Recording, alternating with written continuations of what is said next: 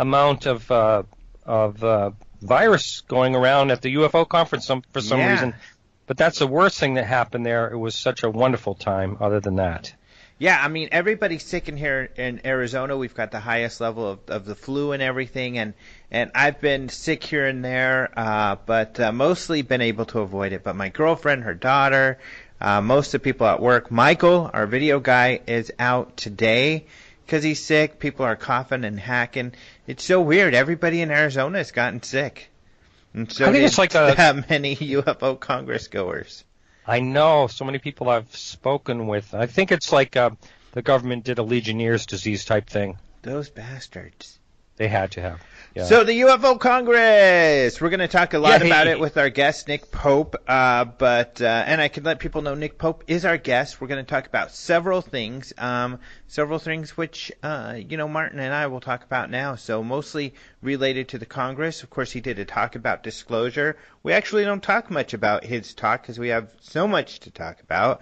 We talk about how he was really excited to have Merril Cook at the conference. I mean, he thought that was amazing. So we talk about that, Merril Cook being a former congressman. And then we talk about this movie that is coming up on Thursday. So I'm doing a ticket giveaway, in fact, and I'll explain that more at the end of the show. But for you listeners listening today, which is Monday, May 7th, if you send us an email, by the end of the day, or at least by early morning tomorrow, you'll have a chance to win a set of tickets to a movie coming up. And that movie is The Phoenix Incident, based off of the Phoenix Light sighting from 1997. It's a fiction movie, but this guy is really into UFOs. The movie maker was there at the conference. They screened the movie, a special screening for free at the conference, and we did an interview. Nick Pope, Stanton Friedman, Lee Speigel did kind of this roundtable. They've edited it down to 45 minutes, and it's going to show after the movie at these special screenings. Oh, wow. Now, this is a national screening, isn't it? Yeah, it's national, all over the country. There's hundreds of theaters that will be showing this. This is a special thing for March 10th. Fathom Events is doing this special event where they're doing a pre-screening of this movie along with the UFO panel. Yeah, and I think it's Keith Aram or something like that, I believe. Keith Aram is the name of the filmmaker. I know he's – actually, I had him on the podcast a few months ago, but he's been on a couple other podcasts, I think, now, at least one or two other UFO podcasts. I think he was on Coast to Coast also recently. But did you get a chance to see the movie? I did not. I was doing something else that evening when it was playing, and I did miss it. But I've got to say, Keith is very enthusiastic. Seemed like a really nice guy. Did you get to talk with him? Oh yeah, we talked, and but he's he just seemed like we also talked about when you had first discovered the film going out. And you saw the guy from Seinfeld and all that. Yeah. And we got a good it was a pretty good laugh out of that. He never once meant to, confuse the issue of the Phoenix Lights. That was just a viral campaign. Yeah. Yeah, and so people know one of the actors in the movie was on Seinfeld. And this actor, they had a viral kind of campaign about a year ago. Well, most of my listeners know where they were tweeting about UFOs and stuff, and we kind of busted him. We figured out what it was, and that's how we got to know each other. He's like, you busted us on the viral campaign, and we want to give you a heads up when we do it again. And he also was like, I'm into UFOs, so I want to get into the community and have real research be part of the film. Wow, I didn't know that part. That's pretty cool. Yeah. So that's why he was there at the conference and everything. So, yeah, the conference was a lot of fun. We'll talk more about it with Nick, but you had a good time? Oh, my goodness. It was a highlight of the last several years. It was just a wonderful time. Really wonderful time. And the location, the venue where that is held is just heavenly. It's a wonderful place. Yeah, it's so gorgeous. The weather was absolutely perfect. I would like to take it somewhere bigger, but at the same time, the special feel that we have where we're at now. I mean, it's just a gorgeous place. I don't think that would be reproducible. I don't think so. Yeah, but it's so small that we get completely packed, and it'd be nice to have more people involved. But what were a couple of the highlights, curiously, for you? Well, I really liked Emily Trim from the Ariel School Phenomenon, the encounter back in the 1990s. That was really my favorite because, to me, that's one of the most incredible stories.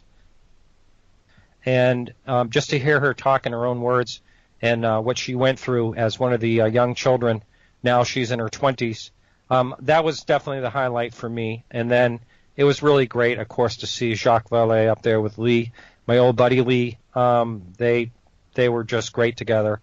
And also, I thought Merril was very good. I did listen in. I was in on that one. And it was really good to hear someone like him talk about UFOs. So it was just an extraordinary time.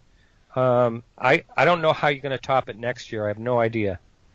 But you know what? We think of that every year. Every year it's like, oh my gosh, how are we going to top this year? But luckily, every year comes together pretty well. And I'm excited about next year already.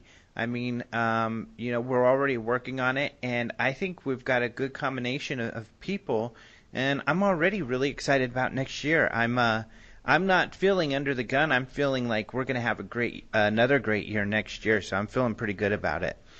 So, especially now that I was a little worried, a few days ago, but now since I've been working on it in the last few days, I'm kind of like, wow, this is going to be great. So, this is awesome. All right. So because I didn't have, because of the conference, I haven't had a show in a while, so I'm happy to be back. But I'm a little sad to say I'm not going to have a show next week either, because I'm going to be out in the middle of the ocean at this time next week, and I'm not, apologetic about that whatsoever. I'm excited about it. After that, all those months of worry and putting together stuff, and you never know how it's going to go, and it's so stressful and kind of freaky. But I'm just going to chill out, and I'm going to do a cruise next week. Oh, I thought you were going to be on a USO or something. Oh, yeah, that would be nice, but I would rather have something a little more relaxing, unless there's some sort of USO that is nice and big and luxurious. But the problem with that is you wouldn't want to be seen. You're all freaked out about that. You're getting you used to watch to for implants. Yeah, the extraterrestrial customs or the food. I'm a vegetarian. So you never know what you'll be eating, right? Yeah, so when you go, work with foreigners, you don't know how they deal with vegetarianism or anything. So, maybe in later on, but next week I just want to chill out. Well, you have yourself a great time. Thanks. So, let's get into, I guess, the UFO news.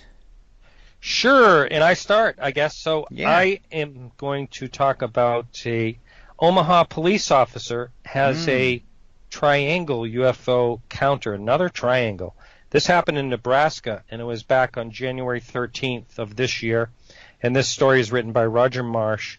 And he was in Omaha, and he watched, it's a police officer. And I always really appreciate police officer sightings, just because I consider them a credible witness. Mm-hmm. There's no reason any police officer would want to tarnish his career any type of way and report something like a UFO when he did not have an encounter. So this was about under 500 feet above a local Walmart. And he basically said, this is kind of a curious thing that he said. I thought he was patrolling in the Walmart area, and he looked up, and he saw this triangular craft, and he said, when I first saw it, I knew right away what it was. Now, he never elaborates exactly what he means by that, but he says that the object was bright, and it was having only 3 lights, and he drew a bunch of pictures of it, and it was, and then he said it moved slowly for several seconds, and then it completely disappeared, it sounds like. And that is something you hear a lot also, that these things just totally vanish and really makes you wonder what they are. And why it was over Walmart, I don't know. Maybe it saw the slogan out there somewhere, "Save money, live better," or whatever it is. I'm not sure exactly why, but he's like waving cars through the traffic and everything, and he's just watching this thing, just totally observed it. He said it never left his eyes. So interesting. I always like it when police officers report on these sightings. I really think it just kind of overall gives more credibility. Yeah, I agree with you. I mean, because it's like firemen, where any of these kind of locker room type of jobs where you have a lot of this kind of social interaction, like they get made fun of often. I've talked to lots of police officers, and it's a kind of a men's club where people joke about things and they kid each other. So for a police officer, they know they're going to face some ridicule. So it's almost even more extra courageous for a police officer to come forward to talk about UFO sightings. Yeah, I agree. So, I really like the ones when multiple officers in different counties or whatever, they see the same object and they're all reporting it. Those are the real good ones. Yeah, those are great ones. So so let's talk then about, you said that you were going to leave the big story to me. Which one do you think is the big story? I can probably guess, I guess. Yes. How about the person that was in the military and said they saw documents? Oh, that's what you thought was a big story. Yeah. Okay, there's another one. That one I don't think is as big. Actually, you're talking about a guy who is a retired naval petty officer, who has written. He said he worked at Naval Air Station Moffett Field, which is in California, in the 80s. And during that time, he saw UFO documents that he he was a courier. How do you say that? Courier? Courier. Yeah. Of these files to different defense contractors. And so he saw these UFO files. He said he did this in the 80s, and his top secret clearance, his agreement to not talk about this stuff expired. And so now he feels like he can talk about it. The problem with this story, and then why I don't think it's that big yet, is that we don't know if this guy's telling the truth or not. He submitted his testimony to the MUFON reporting database as an anonymous witness. They are investigating him. In fact, he says he spoke with MUFON. He told a UK paper who got a hold of him. He talked to MUFON for 4 hours. Incidentally, he's also talked to Nick Pope, and he's been talking to Nick Pope for months. So Nick Pope has been aware of this, and Nick Pope is working to verify his account. So we're going to talk to Nick about that. But one of the problems, he says, is his secrecy agreement has expired, and that doesn't really expire. So that's what's kind of weird. It's kind of like, it's okay. You can tell all the secrets now. No, it's almost like he's getting it confused with the, top secret papers. A lot of times they have an expiration date of when they become non-classified after 25 years or something like that. Mm-hmm. It's almost like he's confusing the two, and that doesn't really help too much. It seems to me also that it would be pretty easy to verify who he is and what his position was. I'm wondering why that's taken so long. Yeah. So, supposedly, though, Nick Pope is on the cusp of getting that verified of who he was. He believes his verbiage sounds correct. We also have some quotes in our story about this where Nick says, he's got to be careful to go through the proper channels of course, releasing files and stuff like that. But he says he doesn't have any files. He just saw them. So, that's an interesting you can't story. Really take them. You can't remove files or copy them legally. Mm-hmm. So, it's at this point it's kind of hearsay, but it would be interesting to see how this whole thing plays out. Yeah. So we'll see. Now, I thought you were going to say the big story was John Podesta being interviewed by on KLAS by their political correspondent. A story was written, of course, people may know KLAS for George Knapp, who's a investigative reporter. This is a Las Vegas news station, 8 News Now, and George Knapp is part of the I-Team, which is their investigation team. Now, George Knapp did do a story on this, and no doubt George Knapp was the inspiration for the UFO questions. But the interview was actually done by their political correspondent and on video, so you can see this. And luckily, yes, they did ask him about UFOs, and it's a great interview because finally we get Podesta, in front of the camera in a Q&A sort of fashion. And he talks about how he's really serious about, UFOs and disclosing or declassifying files, and he believes there are still files to be declassified on UFOs. He says he has talked to Hillary about it, and Hillary seems like she is really wanting to work with him on trying to get UFO files declassified. And so, it's interesting that we find that, he's been tweeting about this. We've all assumed it was all jokes, but he is serious about it, it seems, in this interview. And it does confirm something Hillary said not too long ago, which was that she did say John Podesta has talked to her about UFOs in Area 51, and that, she will try to do something about that. Whether or not that happens, it's interesting to have this interview and to see how serious John Podesta, who is the guy who's running her campaign, is about this topic.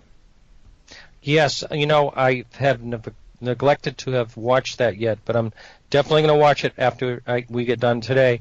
Yeah, I was wondering what Leslie Kean had to say about that whole thing, because she's always under the intention that he was just joking, and that was just his sense of humor. I wonder what she's saying now about all this. Yeah, well, she even said she just seemed like that's how it was. She hasn't really said much. I know she's focused on a book coming out that's non-UFO related. I did talk to her recently, but we didn't talk much on this topic. So yeah, she hasn't said much, but she has, put out the story on her social media. So yeah, interesting. Oh. But another story. Did you see Ben Hanson's analysis on the latest? Yes, I did. Oh, you did? Good. So I want to talk about that. That'll be our last thing real quick here is Ben Hansen analyzed another Obama alien comment, and this one, it only lasted a minute, but it is on Ellen DeGeneres, the Ellen DeGeneres show, where she had this little girl, Macy Hensley, come on. She's a 6-year-old girl who just is like a child prodigy. She knows all this stuff about presidents, all of these facts and figures. So she got to Obama was on the show, and Ellen had Macy come out to ask Obama some questions, and one of the questions she wanted to know is if aliens are real. So right. Ben Hansen, of course, analyzed this like he has done with the other Jimmy Kimmel appearances of Obama and Bill Clinton, and it's only a 20-minute video instead of a 45-minute analysis. But yeah. It's interesting. What did you think? Well, I thought, first of all, one of the main things he brings up in that is that instead of him denying any part of it, he just says we can't talk about it. I believe it was something like that he said. So that was something that impressed Ben the most. It was the first time that an American president said that they could not talk about. Well, that was in the Jimmy Kimmel appearance. He said we can't talk about it. In right, this appearance, all he said was, we haven't actually made direct contact with aliens yet, but when we do, I'll let you know. And Ben is saying, yeah, in Kimmel he said, I can't talk about it, but now he's talking about it. Is there a change in policy or something, is Ben's question. Right. I'm sorry, I watched it when Ben first released it and got it backwards. But yeah, I mean, I don't know if it really is anything conclusive. I really do appreciate all the hard work that he puts into, analyzing these movies. But there was no, I kind of agree with your thoughts on the whole situation, and that is, he's having a fun time with it. He's, it's a sense of humor. He does have a good sense of humor, and makes light of it. I don't think there's any part in that showed him where he was nervous talking about it. Yeah, I kind of feel like, these are similar jokes that I would like to use if I were him and was, not serious about a topic and talking about this. Of course, I would say different things because I wouldn't be president, but because I am more interested in this, have more information about the topic. But yeah, Ben is like, I think it's interesting to observe that Obama had said he couldn't say anything, and now he says makes a comment about it saying we haven't had direct contact. Ben is saying, is there a change in his strategy on this topic? That's a possibility, but the other possibility is there is no strategy. His strategy would be his joking strategy. He decides to joke in a different way. When you're being sarcastic, you're not holding to any protocols or anything. You're just being silly. And I still feel kind of like that's what it's. Ben and I talk often, and we have a running joke about this where we tease each other about this back and forth. I really do appreciate his analysis, though, and how he shows that these were scripted. I think he's got good evidence that they were looking at cue cards and stuff, and it's really cute. I don't think there's a time when the president is interviewed at all in a public venue when he does not have what the questions are going to be asked and before him. Mm-hmm. I don't think that's possible. This is cute, too, because they showed that this Macy also has cue cards, because Ellen, on one of her episodes when she got the cue card to show the audience, and the cue cards are pictures because she can't read really yet. So they might have had a picture of a UFO, but it's not like, every word that Macy's saying is scripted.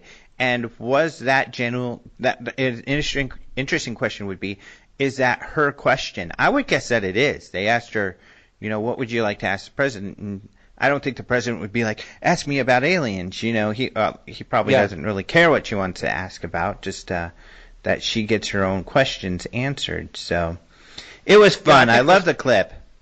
I think it was pretty much her own question. Mm-hmm. And I think it's more interesting. I'd like to know what she knows about the president. She got Roosevelt off just a little bit. It was both his wife and his mother died both the same day, not his mother and grandmother. But I bet she is just full of information about presidents, and she looked cute as a button. That was kind of fun. Mm-hmm. That was really fun. All right, well, there's the news. Of course, we've got lots of really cool UFO sightings up lately from Roger Marsh, the MUFON director of communication, who posts. In fact, he just posted a story about. I posted one that he sent us is on a former Marine who describes UFO sightings at Guantanamo in 68 and 69. So there's some really cool stuff there. And also, you can find out about how to win tickets to the Phoenix incident. Nick and I will be talking more about that movie and everything in just a minute here. And I'll talk more about that at the end of the show and how you can win some right here from this radio show you're listening to now at the end of the show. So otherwise, you could read all these stories at openminds.tv. But I know you're super busy, so thank you so much. I'm so happy you were able to take some time out and join us on the show today. Right on, man. It's been fun. Yeah, I wanted to hear your thoughts on the Obama comments, the Ben Hansen thing, and it's better to have someone talking about, that was there, talking about how great the conference was, so I'm just not saying it. I could be totally full of it, but at least they can hear your experience. And I think, if you wouldn't have had a good time, you would have been like, well, it was okay. I think you would have been honest. Absolutely. When it comes to something like that, I drove across country, which was absolutely crazy. I wanted to spend a lot of time in the Southwest, but ended up having to cut the trip short. But it was just everything about the whole experience there, very professional. I really enjoyed just meeting.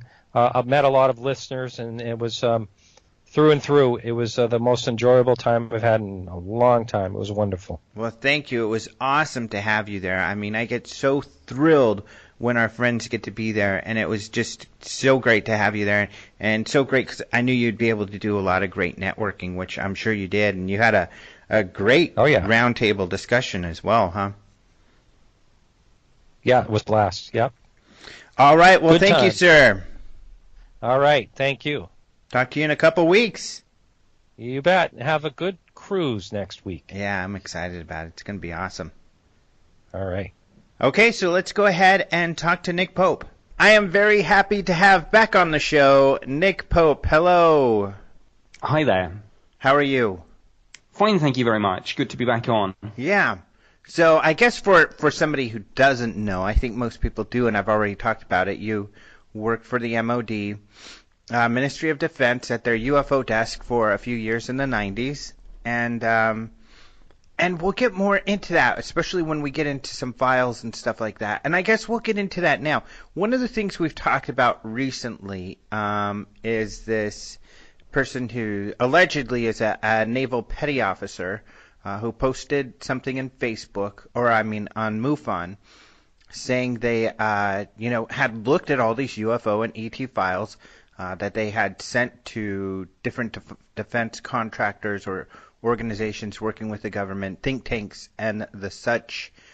He didn't keep any of it, but he feels that his secrecy agreement, I guess, for a lack of a better word, has expired, and that it's okay for him to talk about it now.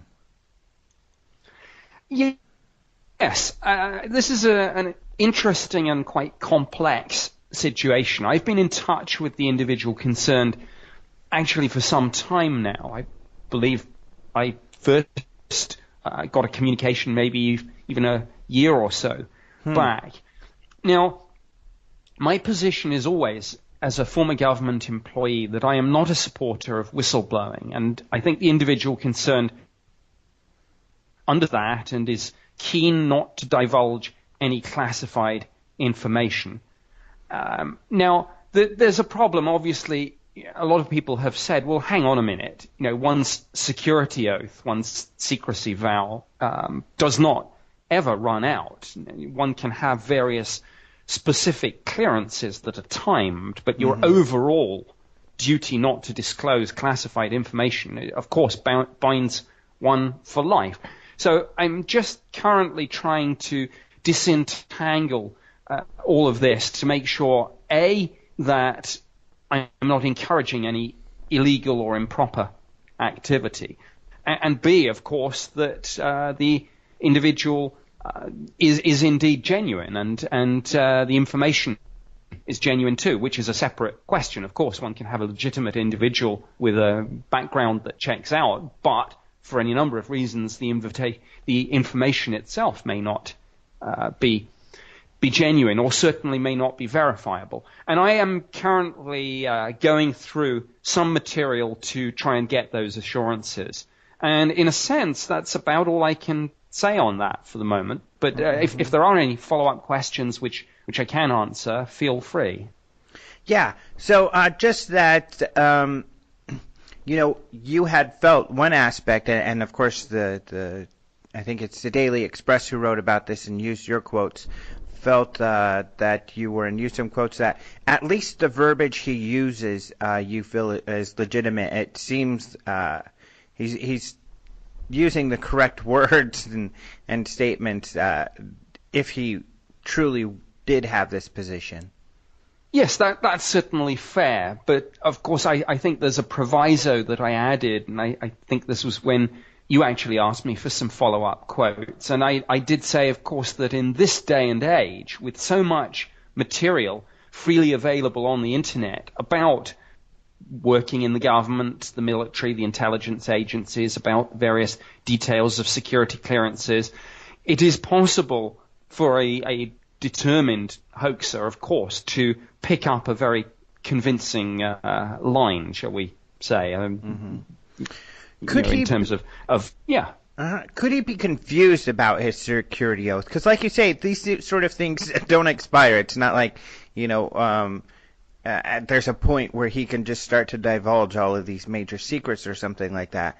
Do you get the feeling, or is that possibly the case, or does he seem pretty certain that these were the conditions of his security oath? Well, that's what I'm trying to nail down. I mean, actually, for those of us who've worked in that world, the whole situation of vetting and security clearance can be complex, particularly when you're read on to a specific operation. But I mean, so in one sense, responding to your question, I do understand that it is possible for individuals to be confused. However, nobody should be confused that their overall agreement not to disclose classified information is binding for life. I mean, only the government, as the information owners, may decide to declassify something, and then as and when, or if and when they do, then if you've worked on something, then within certain constraints, it's okay to talk about that, and hence one has all the time in the media, for example, various retired military personnel popping up to say, well, when I served in Iraq or Afghanistan, this is the way it was with us. So it's complicated, but I am trying to nail all this down, and obviously as soon as there is something further to report, I'm sure that will be done. Perhaps through Open Minds and or through some of the media outlets, some of the other media outlets that have already covered this. Mm-hmm. But I don't, I'm in a difficult position. I don't want to be seen, whatever the whys and wherefores of this individual case, I do not want to be seen as in any way encouraging whistleblowing. I think there's a huge amount of misunderstanding and misperception about this subject. I mean, yes, in any open and democratic society, there is a place for people to raise legitimate concerns, but information, they are not generally the subject matter experts. They're not the information owners. So it's very, very easy sometimes for somebody to take a high moral position and say, I don't see why this should be classified, to dump something into the public domain. But that person is absolutely not qualified to say what the consequences would be of disclosure. And I mean, I'm not talking obviously about specifically UFOs. I'm talking right across the board here. Mm-hmm. Their governments, we don't classify information for the fun of it. It's actually quite an ordeal in terms of the administrative work you have to go through. Mm-hmm. And there are very clearly understood reasons for classification and definitions. And I mentioned some of this at the International UFO Congress, and I said definitions, for example, of phrases like top secret in most countries run something like this, and the wording is information the disclosure of which would cause catastrophic damage to the national interest, including potential loss of life. So, that's why I don't want to give this particular individual, but anyone else out there, the impression that I'm somehow acting as a conduit for people to disclose things that shouldn't be disclosed. Mm-hmm. And I do get your point there. I mean, I've spent some time in middle management in corporate America, and I know climbing up the ladder, at first it used to, when you're at the lower rungs, you're like, you're curious, why does management make the decisions they do? And often they can't share why they've made those decisions. But then as you become a decision maker, you begin to be aware of information you didn't have before, and that the decisions being made often are the best decisions that can be made with the information at hand. And so then you get a better appreciation for that, okay, I don't have all the information, so I've just got to trust that, the higher-ups are making the best decision based on, information I don't have that they are privy to. And which is kind of similar then in that, certain things are classified for reasons you may not know, which is a danger of sharing that. Absolutely. I've seen that, and I'm absolutely au fait with the read across to the business world, where concepts of, say, commercial confidentiality and developing a new product are absolutely essential. And if of course, in that cutthroat business environment, someone steals your idea, I mean, you're talking about not just millions of dollars, but potentially thousands of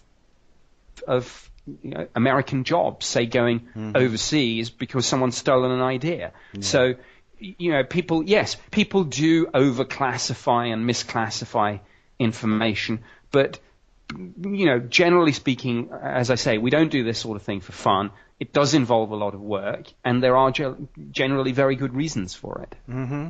So, I guess for your advice then, for being in the position you're in, let's say someone in this field, a MUFON researcher or someone that runs a podcast or a website or something, does come across someone who does have information, files they perhaps shouldn't have stashed away that they did, and then they share those and they want to be made public. What would be your recommendation then to the researcher who comes across that sort of material? Well, I would say be extremely careful, because, of course, if you find yourself in receipt of classified information and then you publish it, you will yourself be committing a criminal offense. And we've seen all too clearly with some of the recent cases that have hit the public eye. We've seen that with, for example, Edward Snowden, with Chelsea Manning, the way in which the powers that be go after somebody, and if they get someone, impose some extremely stiff custodial sentences for this sort of thing. So if this is just your interest, and suddenly someone comes to you and says, "I've got these classified documents, this classified information," be extremely careful. Do not encourage anyone, even though your curiosity may be leading you to say, "Oh, I'd love to hear about this," but the law is there, and there for a reason. I would say, of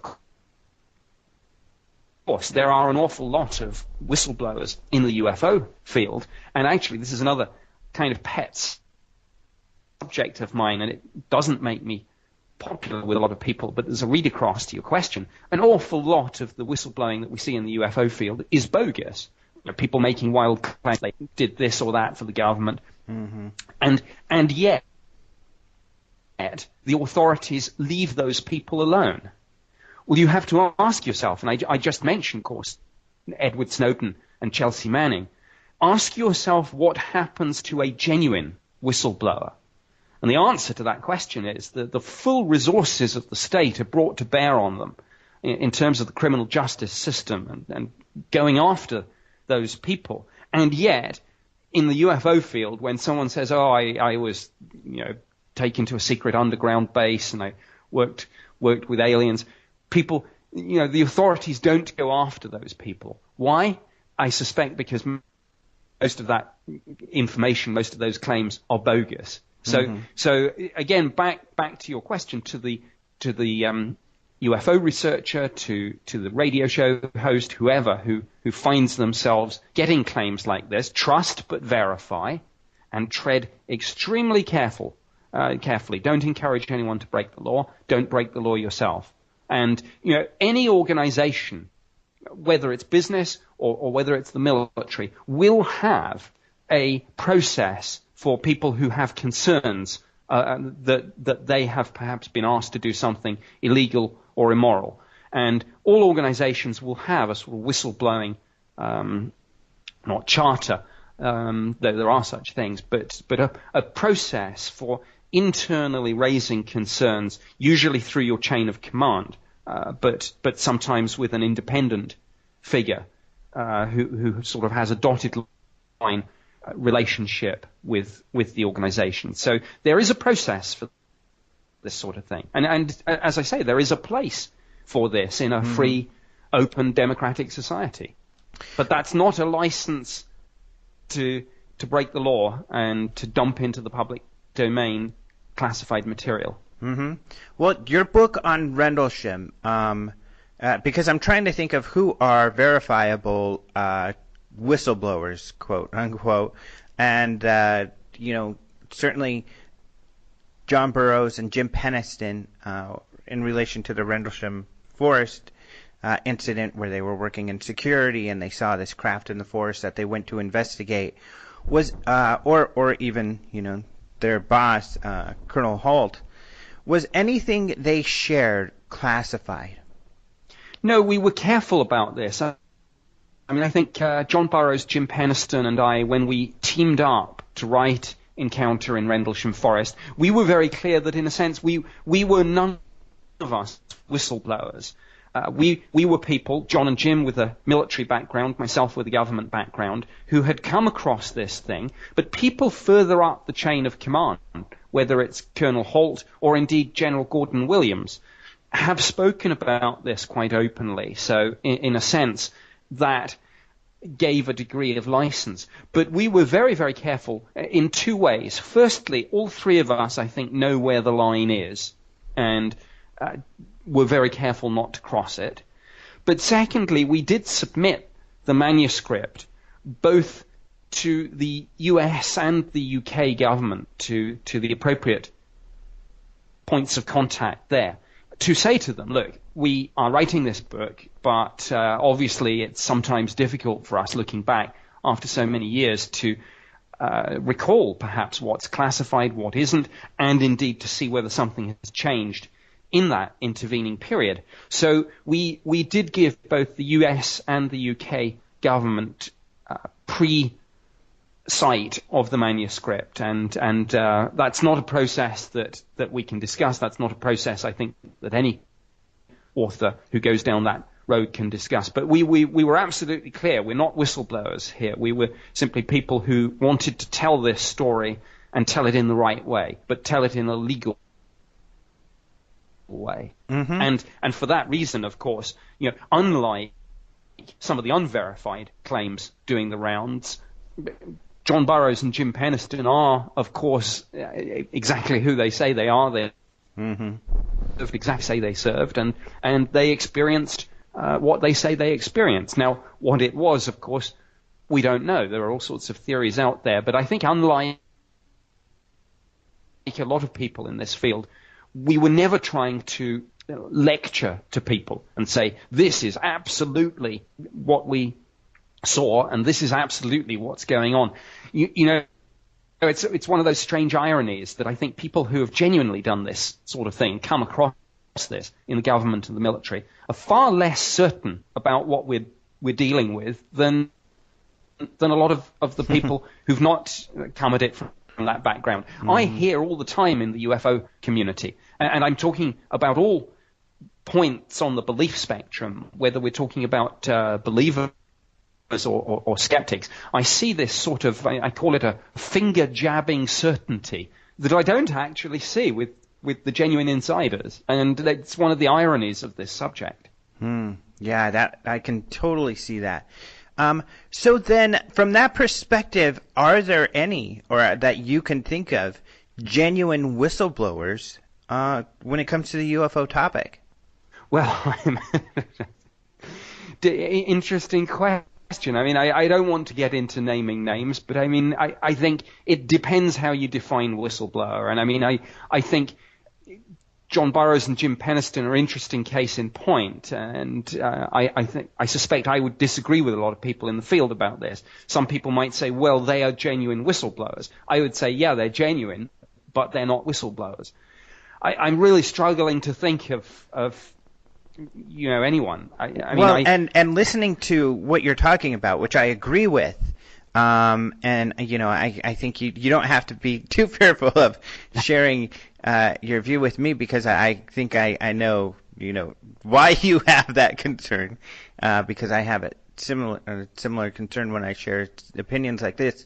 But yeah, I cannot think of one, to be honest. I mean, there are military people, but they're similar to Burroughs, or I can think of people whose files were released in Blue Book, and they've talked about sightings they had, or Milton Torres, for instance. But yes, I don't know. Mm-hmm. Yeah, I would not. I would categorize all these people really as military witnesses. I mean, Colonel Holt himself, of course. I don't think I would describe him as a whistleblower, and I've certainly never heard him characterize himself and his testimony. No, and he said he asked for permission first. He said, this television show wants to do something about the Rendlesham Forest. Do you all mind? And they said no, and so he thought, wow, I guess they don't mind me talking about this stuff, and he's gone on to talk about it, and they have not had a concern. Absolutely. It's the kind of, I worked in a secret underground base, 27 levels below the surface, 52 levels above top secret, and my work colleague was an alien, and all that stuff. Exactly, and I would just I'm not even afraid, and I know some people will challenge me on it, but I don't think people will be too surprised that I don't think we can say there's a verifiable whistleblower out there.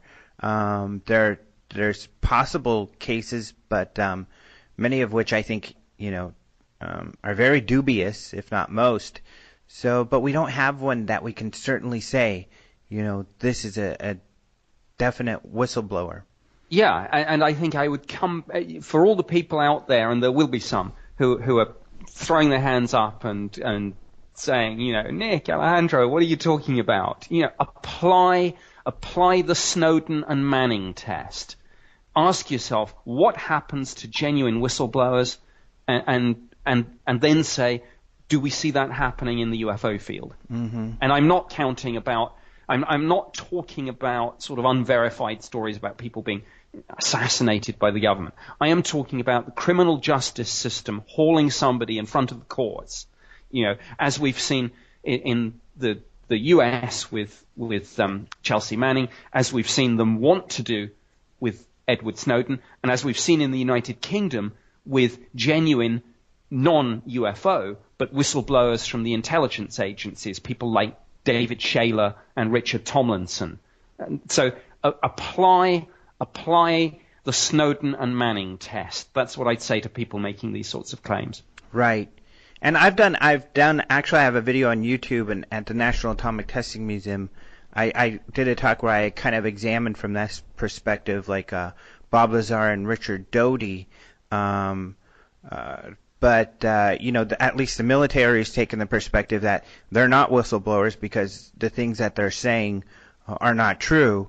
And then I was able to get records on Richard Doty's involvement, and those official records fall along the same lines the military has said, is that they're any of this alleged classified information that's being shared is just not true, and so we just don't have evidence that we can say for certain that these are true. I guess it's possible, and maybe that'll come one day, but at least thus far we don't have that. Yeah, and I mean, for people who say, but, if they go after somebody, it would verify the information. Absolutely not. I mean, looking at the genuine whistleblower cases, for example, that I was mentioning, certainly in the UK, the position with claims made by former MI5 officer David Shaler and former MI6 officer Richard Tomlinson, the government just says, well, we are not going to comment on intelligence matters, but we are going after this person for breaking their oath, and none of this should be seen as confirming or denying any of the specific claims. But that's what happens when someone genuinely leaks classified information. As for the rest of it, it's largely just tellers of tall tales. So moving on, for those who have decided to stick around on the show and not throw their phones at the wall or something, but at the UFO Congress, you were just there with us, and one of the guests that we had was Merril Cook, the former congressman for the U.S. House of Reps for a district in Utah formerly.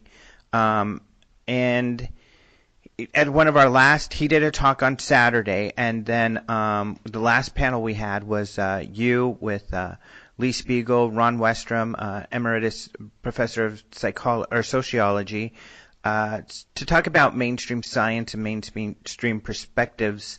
But after that, you had shared, and one thing about Merril Cook, I've shared this with the audience before, but he participated in the citizen hearing, the mock congressional hearings on UFOs that were held a few years ago, and when he joined, he was skeptical of the whole topic, but he said he didn't agree with everybody, but he saw at least some information, I think, definitely like the Rendlesham guys, that was very compelling to him.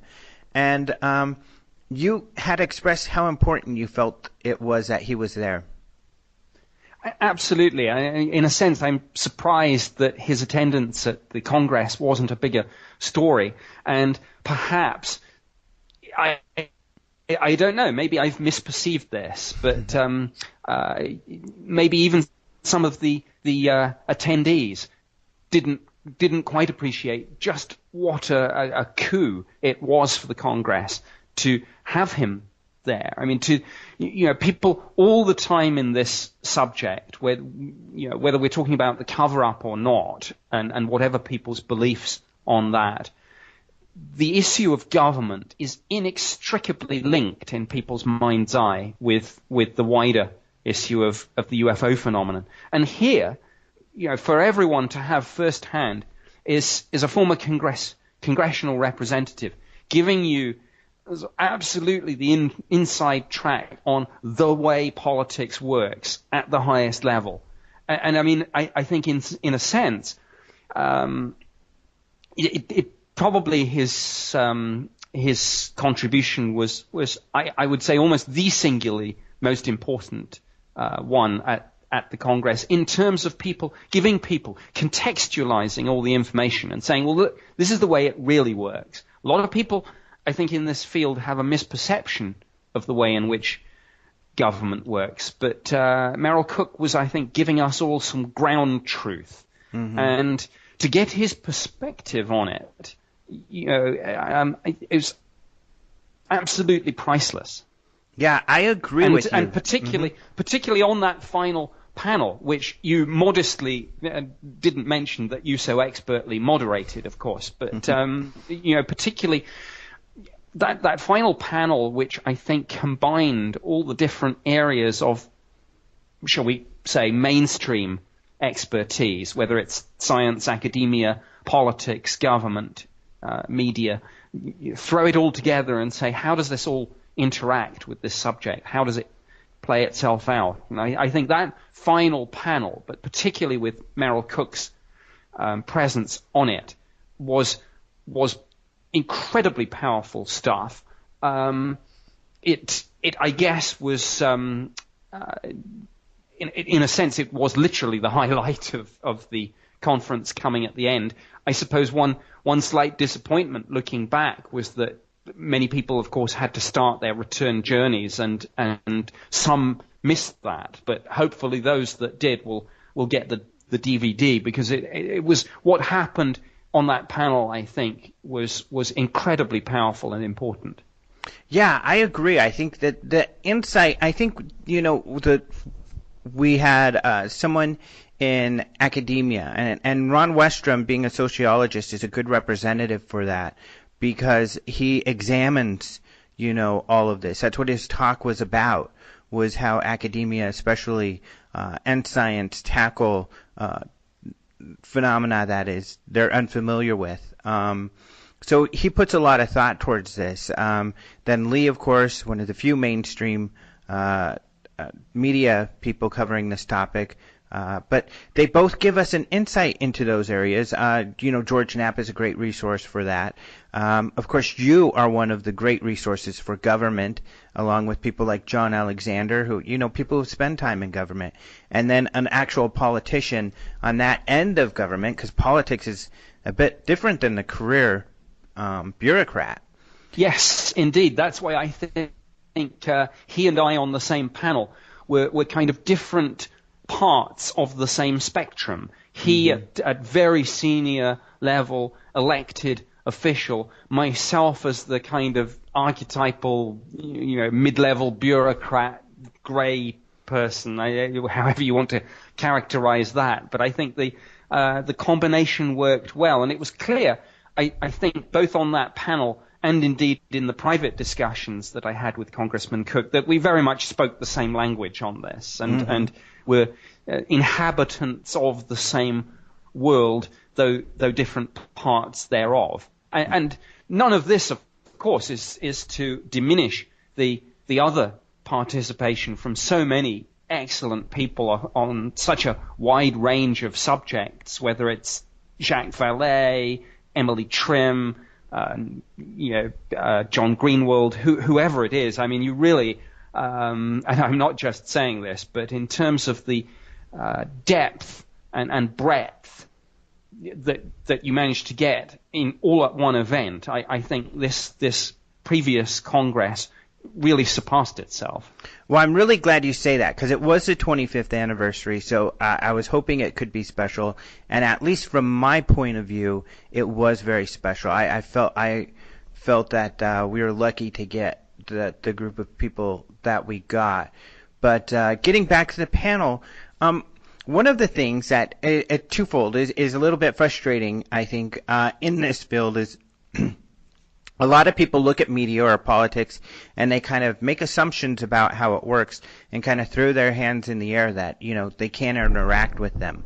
I feel that we've been successful, and I think that the panel was kind of coming to this, interestingly, is that despite everything, despite your frustrations, learning how and trying to interact with these different arenas is the most effective way to get them to see your side of things and to take what we do more seriously. Yes, I think all too often one hears these cliches. I hear people say, "Oh, the media is complicit in the cover-up." Then I see a lot of, and I've used this phrase previously, and I used it on the panel. I see a lot of the demonization of government. And none of this will take this subject forward, because the shutters will come down and people will just think, well, I'm being, someone's having a go at me here. But if you're prepared to listen to people like Lee Speigel and say, well, this is how, as a working journalist, it works, and when he gives advice like, don't dump a whole convoluted story. Just accept that you'll probably get a couple of sound bites in, so make them sharp and focused, and that'll probably be used. You are hearing advice from the horse's mouth, so to speak. And when you hear someone like Congressman Cook give you the ground truth of the way in which politicians kind of operate and view the world, again, it's worth listening to that sort of advice and working with the institutions that we have, rather than sort of trying to demonize everyone and apportion blame all the time. Mm-hmm. And that's what's great about his presence. Noticed. Yes, sorry, go on. That's what's great that he was there, is that that was kind of his, I think what he had to say gives hope that there is access, that we can have access to people at that level. Not necessarily cynical, and he kind of, was reticent to say it because he realizes it sounds cynical, but the dollars matter a lot to the politician, and that means, the number of people, and but that they will give an ear to this sort of thing, and that's pretty much evidenced by him being there. Yes, absolutely. I mean, politicians, it's I guess, kind of easy to be cynical, but again, I think the other side of it is not just dollars but votes, and I know that those two are probably inextricably linked at times. Exactly.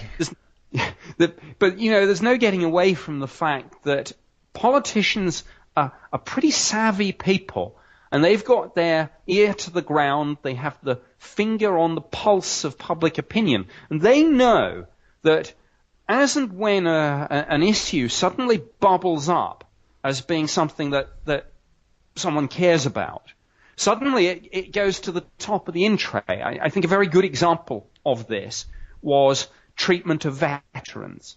And we saw this kind of groundswell of dissatisfaction from veterans at the way in which the Veterans Agency was working.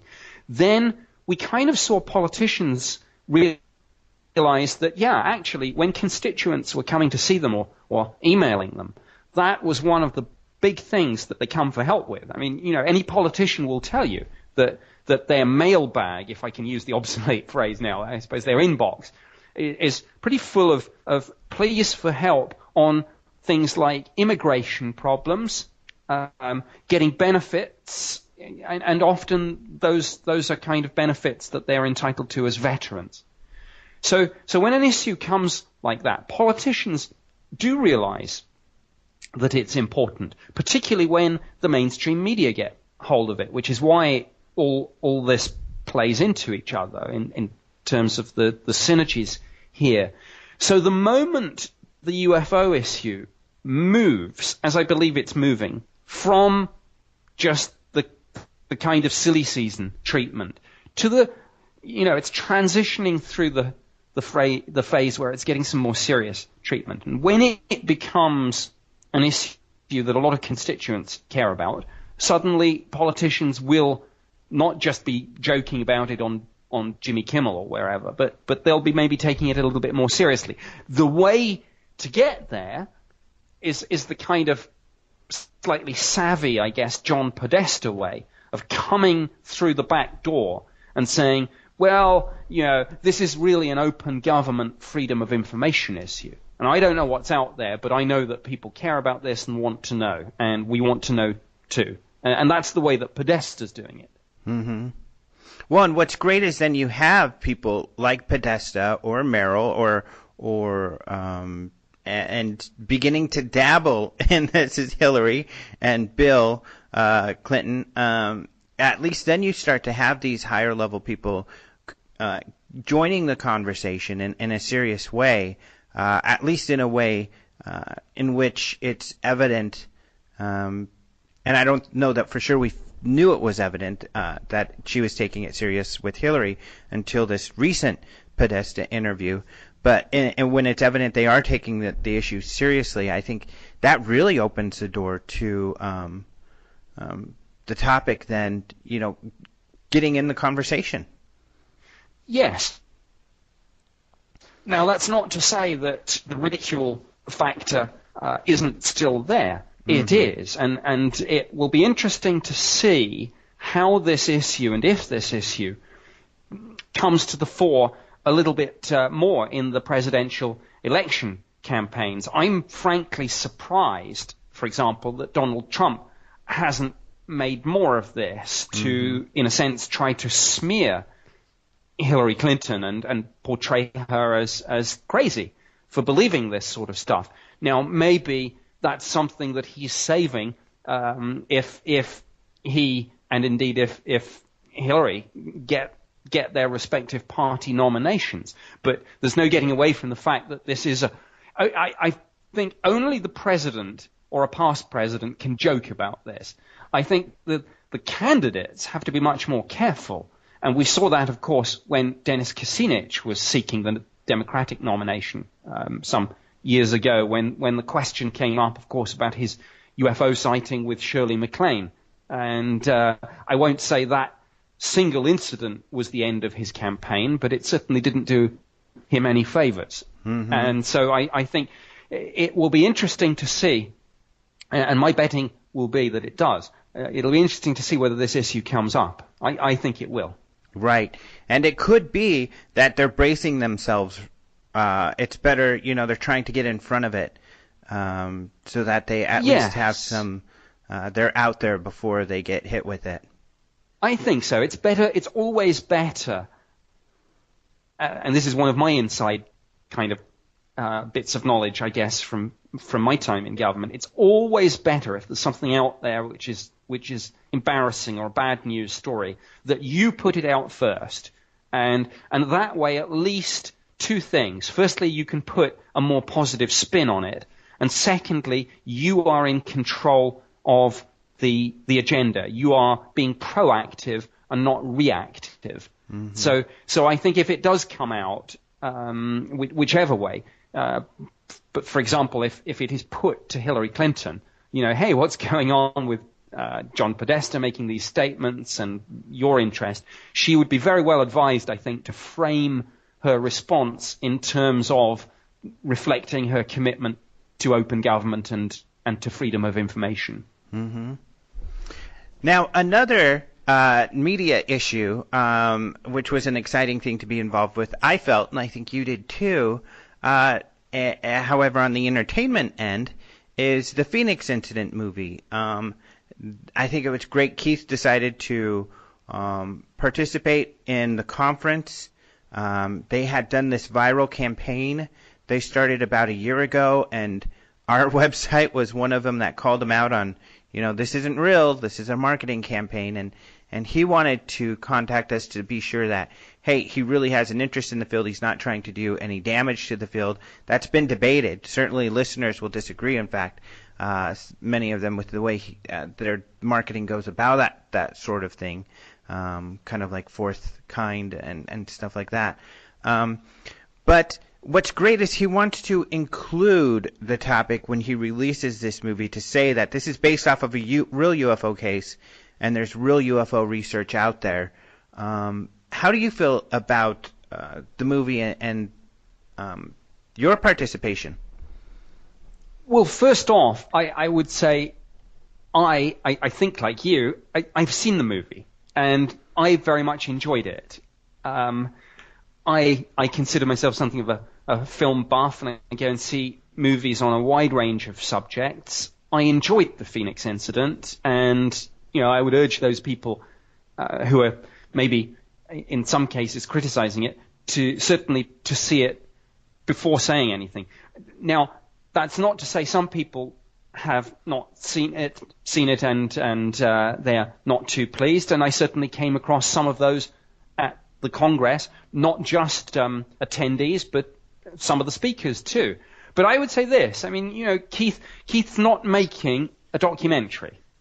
I think people sometimes, don't understand the film industry, don't understand that people can take an incident, a theme, but then as a fiction writer, as a filmmaker, can take the narrative in a very different way. Responsibility, unless you are producing a documentary, to stick to the facts. You must entertain your audience first and foremost. And if through that you bring some new people to the subject, then that's a great thing. Now, I don't think he is trying to fool anyone. I think there are a lot of people who don't understand, for example, what a found footage movie is and what the whole found footage movie subgenre is, I guess first popularized by the Blair Witch Project, but also seen in movies like Cloverfield.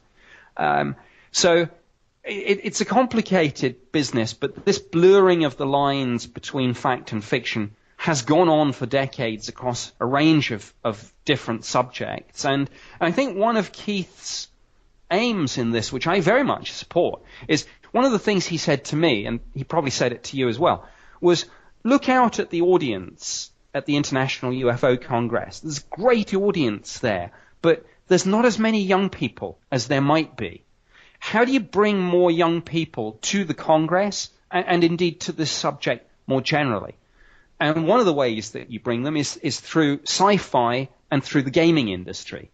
Now, those are kind of worlds in which Keith moves. And I know a lot of people in the UFO kind of field feel a bit kind of sniffy about this, but I'm a supporter. There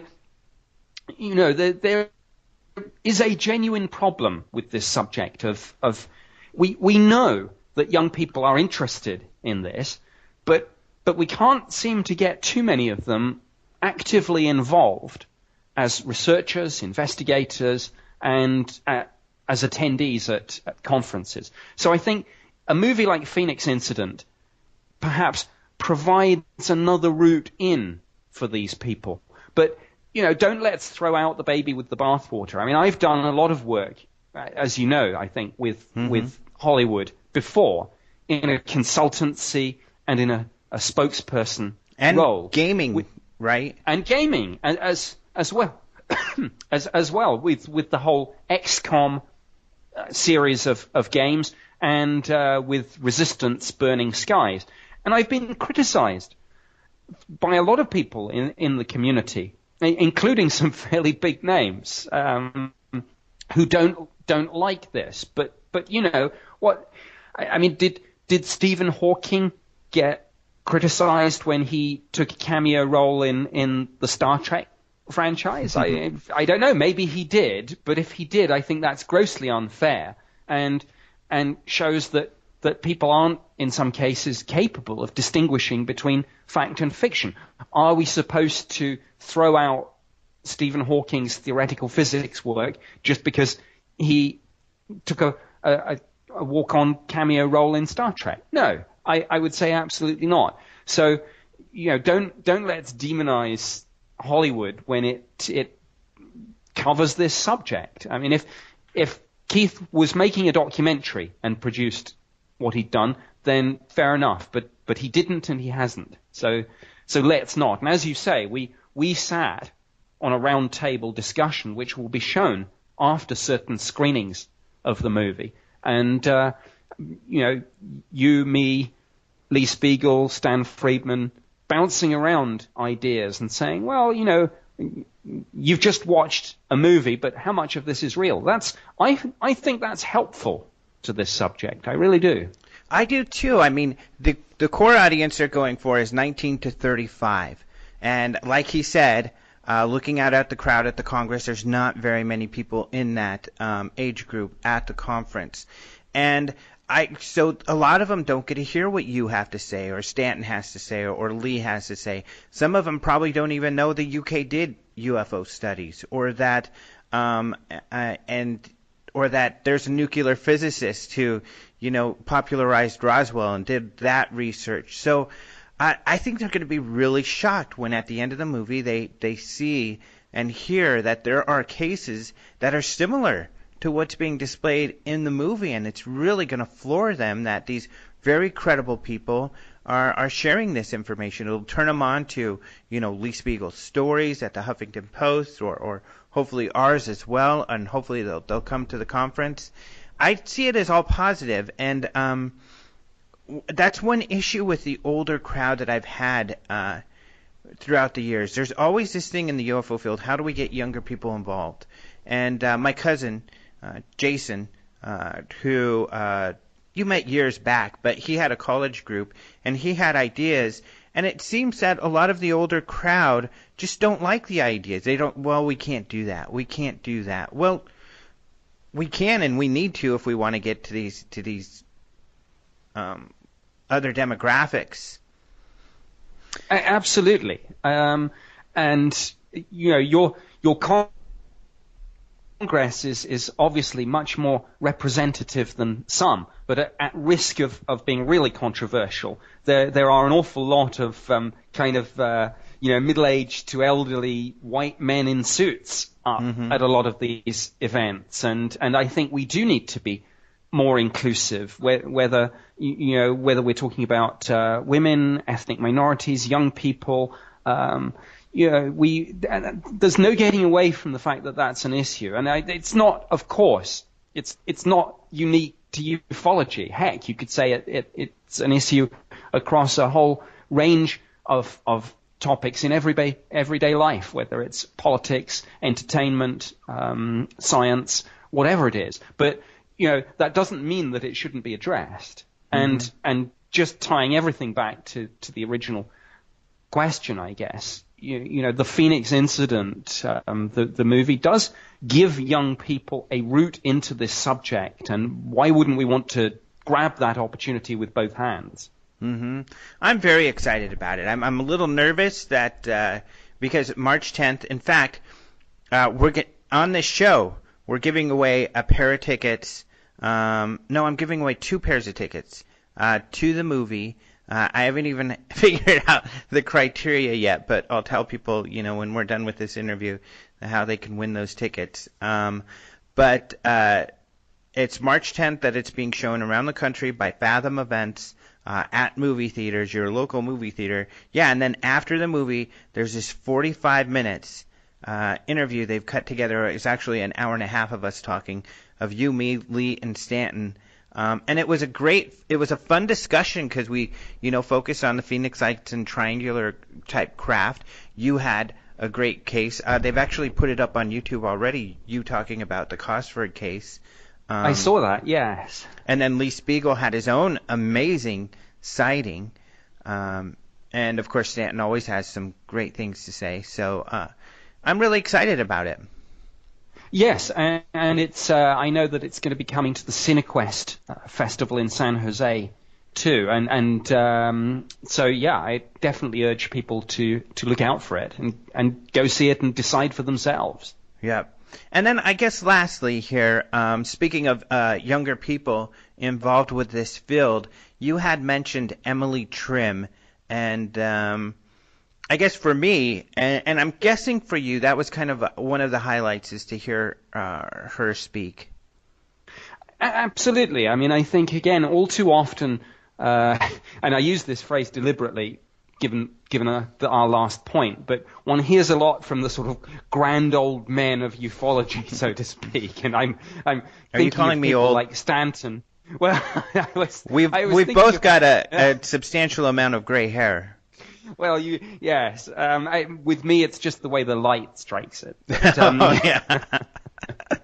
that's my excuse. But I'm thinking of people like Stanton, and I mean that in no terms to be a sort of disrespectful statement. But when you have someone like Emily Trim come along and sort of blow the conference away with this first-person testimony, it kind of brings it back to what this is all about. That, we can have a whole bunch of people up there, sort of experts, speculating about all this. But when there are people out there who say, well, I lived this, then it kind of reminds us all, really, what this is all about. And what it's all about is people having strange experiences. And I think we do ourselves a disservice if we ever forget that. And I think hearing from someone like Emily Trim, reframes the whole debate and brings us back to that central and very important place. Mm-hmm. And for me, it brings a lot of energy back into the field. A lot of this does, and that's what we hope to do every year, is inspire people and to show that this field can be new and fresh. A lot of people talk about how it's gone stale, but I don't think anybody who went to the conference can feel that way afterwards. No, and I mean, I don't know what you thought, but I mean, you obviously do this quite deliberately. I think it's a sort of courageous decision to put people like Emily and Luigi on, and I know that their sort of energy and enthusiasm carried over sort of out of the presentation and into the Congress more generally, and they were going around, for example, having their photos taken with the model aliens that you have in the foyer, for example, and really just having some fun too. And I think again, that you used that word yourself, that energy is refreshing and very welcome. Yeah, we try to be inclusive as well, and I think that's a big term for us, and that's why when Keith comes to us with an idea, I know it's going to be controversial. I know we're going to take some heat for it. I was surprised there was only one person who really gave it to me really hard.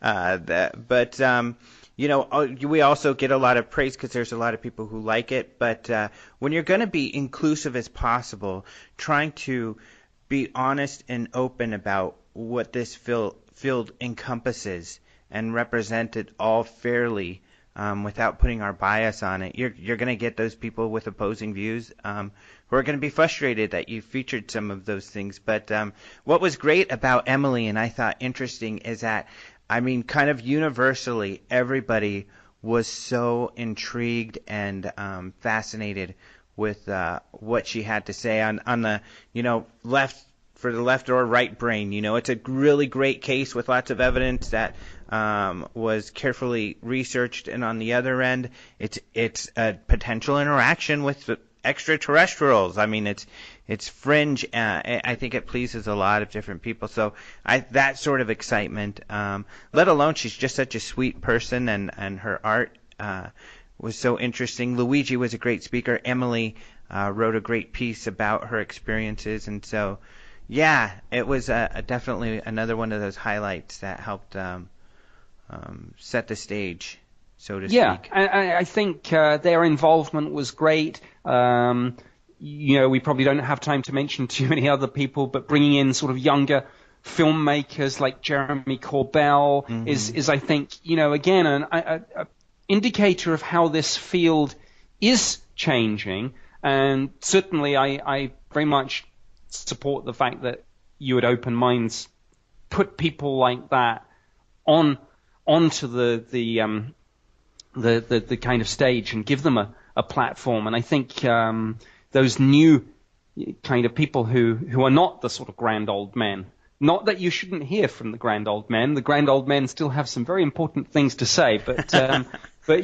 let's listen to what the Emily Trims, the Keith Arams, the Jeremy Corbells, have to bring to the table. And I think whether you're a conference organizer or whoever you are, risk taking is an important and actually positive thing. I mean, I know a lot of, I know a few people in business, and I remember in government, for example, years ago, the phrase "I'm a risk taker" would have been a bad thing. Now it's a good thing. It's all about innovation and doing new things, or even when you do the same things, do them in different ways. And so I see positive signs here for the future. Mm-hmm. Well, and I just want, wrapping this up, I guess, getting back to you and your talk, too, because that was great. We didn't even touch on your talk, which is great. People can get the DVD sure. and check that out, or we'll also have that up on our online streaming service real soon here. But I don't know that people realize you do this, too. You don't do the same talk twice. I mean, you change things up. And even for this talk, it was great because you sent me some ideas. I said, well, can we mix up a couple of these? And you said, sure, no problem. You got me a paragraph on what you were going to talk about within a few hours, and we were off. That you change it up every time as well. Yes, I hadn't always done so in the past, but I've decided that unless I'm specifically asked to give a specific lecture that somebody wants, like I want you to come and talk about Rendlesham, I will, where I can, do a new subject to keep things fresh. Mm-hmm. And that's really cool because this was speculation on disclosure, but of course it's very educated speculation, which is the talk you did at the conference, and it was great. And having you there to be part of the panel is invaluable. And having you there to be involved with the Keith Aram Phoenix incident discussion is invaluable. So you were another one of the highlights of the conference for me. Thank you. So it's great to have you. And it was great to have you here for this interview. So thank you so much for being here. And this was a fun discussion. Yes, I enjoyed it. We covered a lot of ground, and I hope people will find it interesting and thought-provoking, whether they agree or disagree. And I guess the last thing, besides the Phoenix incident, is there anything else that people should look out for? Well, I guess the final batch of Ministry of Defense files should be released certainly this year. They should have been passed from the Ministry of Defense to the National Archives in the UK by March. That was certainly the aspiration, and was the case last time I checked. It may then take up to 9 months for the National Archives to prepare the material for public release. But watch this space. They should be coming this year, and it might just be sooner rather than later. Mm-hmm. Great. And if people are thinking, wait, I thought they released all those files, well, I think largely due to the work of John Burroughs, they happened to find another batch. Absolutely. There were 18 files which they, shall we say, metaphorically speaking, found in the back of a cupboard somewhere. But yes, right. John Burroughs and his very intelligent and targeted use of the UK's Freedom of Information Act was a big part in finding this additional material. All right. Watch your face. There's more to come. We'll keep an eye out, and I'll probably have to have you back when those come out then. Sure. All right, we'll talk to you later. Thanks. Thank you. All right, thank you so much to Nick Pope for being on the show yet again. It was so cool to have him there at the conference, and he's just a brilliant person, and I just so appreciate his perspective and his insights into this topic. So he's, to me, the perfect person to talk to about the conference and wrapping up and getting his impressions and what he felt was important and, maybe possibly more groundbreaking or something that moves the field forward. Same for Martin, who we heard at the beginning of the show. So I just super happy to have them both on the show. NickPope.net is where you can read more about Nick Pope if you're interested. Of course, we've had him on the show. He's kind of a regular guest. But if you're more interested in what he's up to, check out NickPope.net. He's always up to something. And now is the time to talk about the Phoenix Incident movie and how you can win tickets. So here's the deal. Of course, this is what's great. So Fathom Events is holding a special event all across the country on March 10th. So at selected theaters on March 10th, which is just a couple days away, locally it's like 7:30 p.m. They're going to show this movie, The Phoenix Incident, that we've been talking about for months now, that we saw at the conference, that Nick talked about. He's seen it now a couple times. He just watched it again at another screening he was able to get to, a special event. But this is what's cool, is at this screening on March 10th, at the end of the movie, they're going to show a 45-minute interview with me, Nick Pope, Lee Speigel, and Stanton Friedman. And this is awesome because we're going to talk about triangular UFOs. We're going to talk about dogfights with UFOs. We're going to talk about significant, UFO and triangular UFO sightings. And including, some of you heard, us talk about it before, but Lee Spiegel's personal triangular UFO sighting. We're going to talk with Nick about the Cosford case, but other really cool cases. And the setting is just great. And what's exciting about this is that, all of these people who just watched this Phoenix Incident movie, which is a thriller and a bit of a horror, so they're going to be freaked out about this UFO sighting and everything. And then they're going to see this interview with us where we're talking about real UFO cases, and they're probably going to be freaked out and not be able to sleep the rest of the night when they find out that UFOs are real. So this is going to be super cool. I'm so excited about it. So here's what you do, people. Here's the thing. Okay, I need you to email me ASAP, as soon as possible, because we're going to choose a winner in the morning, meaning Tuesday, the morning of Tuesday, March 8th. So I know some of you probably aren't listening to this till Tuesday or later, and I'm so sorry, but hopefully you've been on our social media, because that's another way to win, is if you've been looking at our social media. We posted a Facebook post and a Twitter post where you can also win tickets. We're giving away several sets of tickets, so hopefully you saw that. But here's what you do. Email me by the morning what the base is that the former Marine saw the UFO sightings in 68 and 69. This is a news story, I think the last news story that I mentioned at the top of the show with Martin when we talked about UFO news. We talked about a former Marine who worked at a certain base in 68 and 69, and email me the name of that base. That means you might have to do a little research if you don't remember, but it's right there. The story was just posted today, and you'll find it at openminds.tv. So just go to openminds.tv, and you'll find out this information if you don't have it, or re-listen to the show again. This show was great, so it's worth listening to a second time anyway.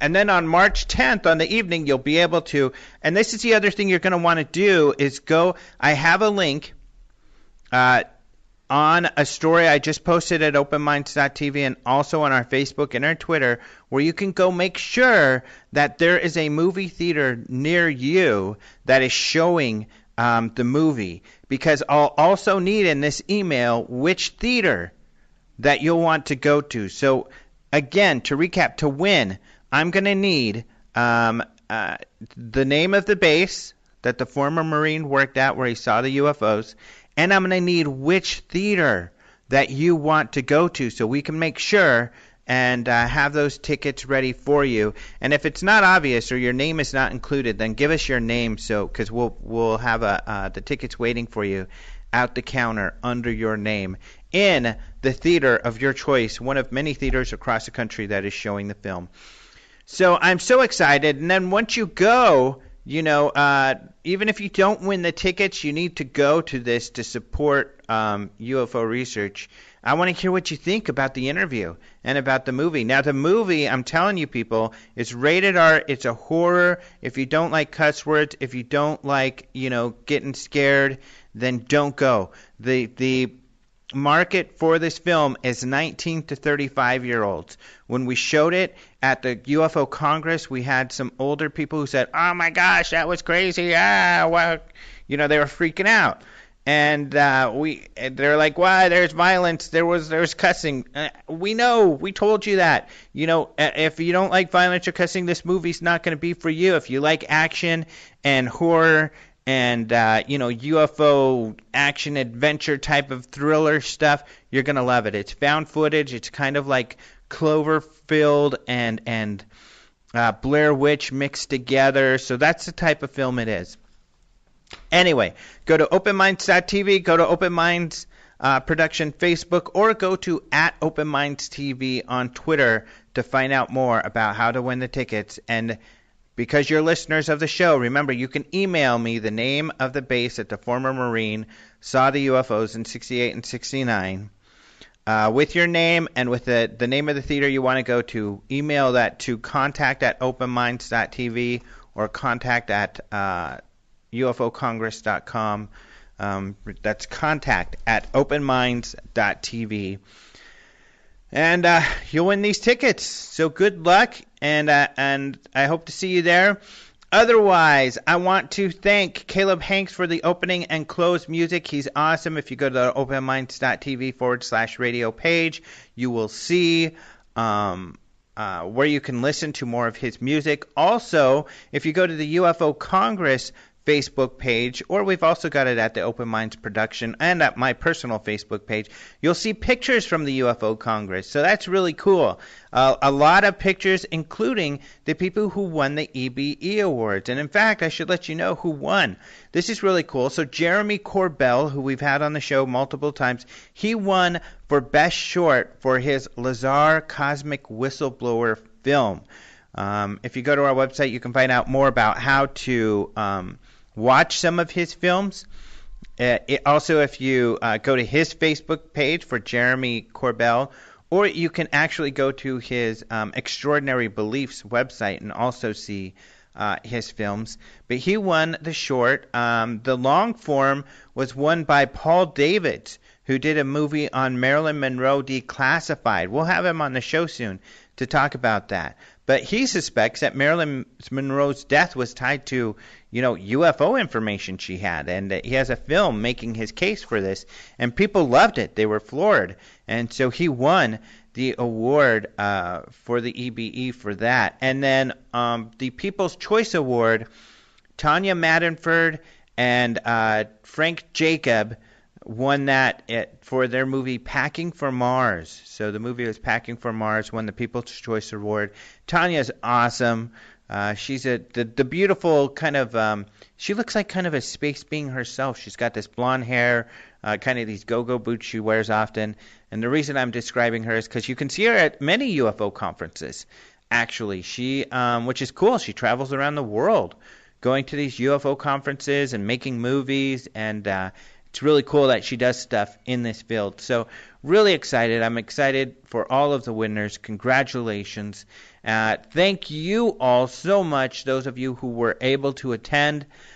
It was wonderful to have you there. I hope you had a wonderful experience. And it was great to meet those of you who came up to say hello. Even some of you from the UK. I think there was one of you from Germany came and said hello. So people from all over the world. It was so great. And if I was really distracted, because I'm just like super busy, like my mind is totally, completely on the conference, and I'm thinking, what do I got to do? I got to do this. I got to do that. I've got to get with the speaker and make sure his talk is working. I've got to make sure this sign is straightened. I got to make sure this is done and that is done, just to make sure that everybody has a wonderful experience. So I am really distracted at the conference, and I do realize that, and I apologize if it didn't seem like I was giving you all the attention that I should have. But do rest assured that I greatly appreciate you being there, and I very much loved meeting every one of you. We've already got the conference going for next year, February 15th to the 19th. Like I told Martin, I'm already excited about it with some of what we're going to have in store for that. But remember, if you're not on our email list, you really need to get on that. If you go to openminds.tv, you'll see in the upper right-hand corner a blue box where you can put in your email address and get on there.